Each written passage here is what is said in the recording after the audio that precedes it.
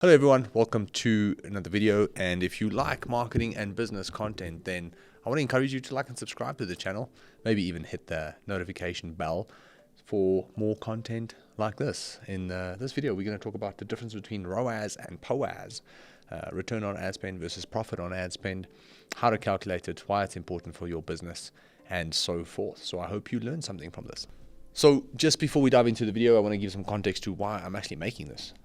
We own a marketing agency. We get the question a lot. What is the most important metric I need to measure to determine the success of my business? And there's no one metric.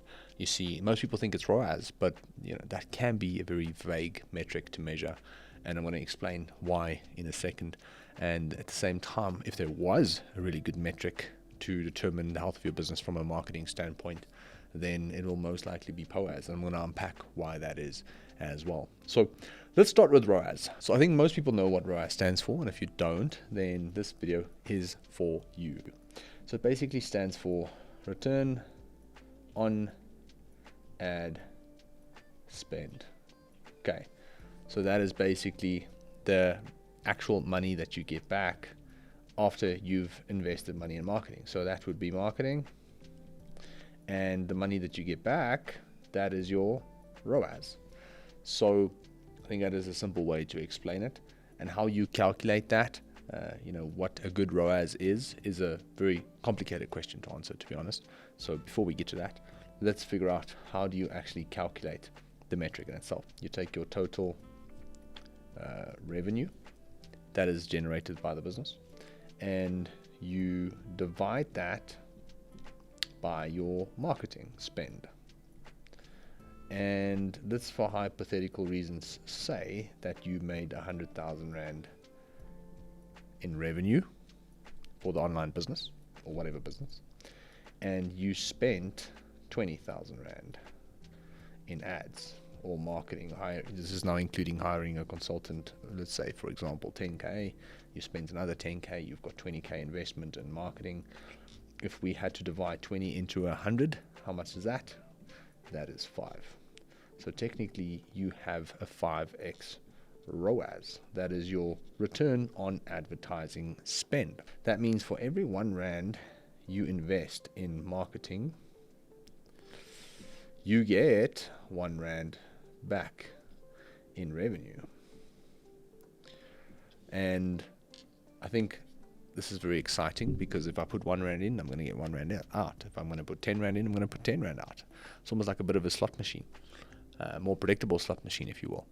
But here is why this metric is quite subjective, because this doesn't include the cost of goods. So if I had to spend 1 Rand and get 1 Rand back, I still have to take into account the cost of the product. What did the product cost me in order to sell? I had to buy the product first before I could sell it to someone, right? And that's what the cost of goods are.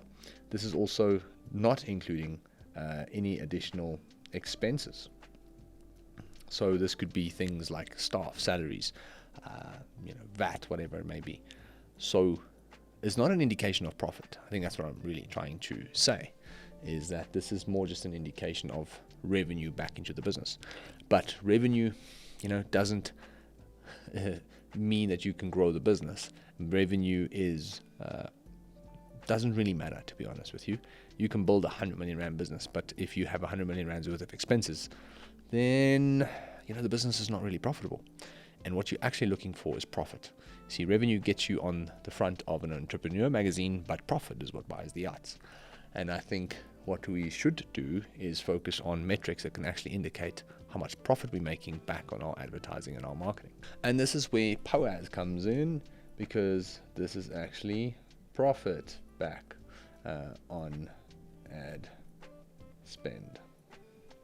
So this is the actual profit we're making, right? So if we had to calculate this, it'll be the money invested into marketing minus the cost of goods sold, and then also minus other expenses. You can minus VAT from it should you want to, depending on how deep you want this metric to actually go for the business. And then you're going to have the profit that is left. Okay, so if you wanted to calculate this, let's say, same example, we have 100K in revenue.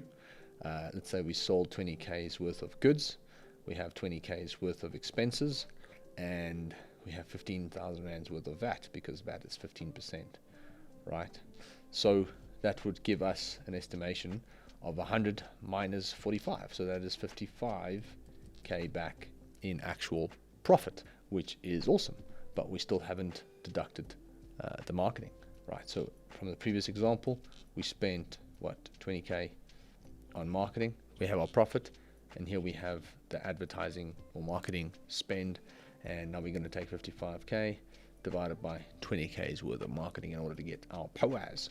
So if we have to do a rough calculation, 20 goes into 55, I don't know, quick math, I think it is 2.75x. So basically that is our POAS. So our profit on ad spend is 2.75. What that means is, for every 1 rand we invest in marketing, we basically get 2.75 rand back in profit. Now that is an amazing business, because if we put 1 rand in, not only are we getting 5 rand back, technically we're getting 2.75 rand profit back. And with that profit, you can now decide, what do we do with it? Well, you can put, let's say 30% into savings.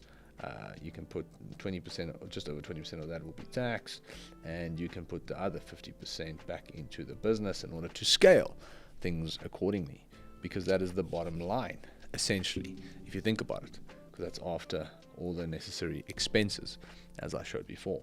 And this is a more accurate metric in terms of the business health, in terms of what the marketing is actually equating to in terms of operational health and profit for the business. And that is just a much better metric than ROAS. Is ROAS still important? Of course.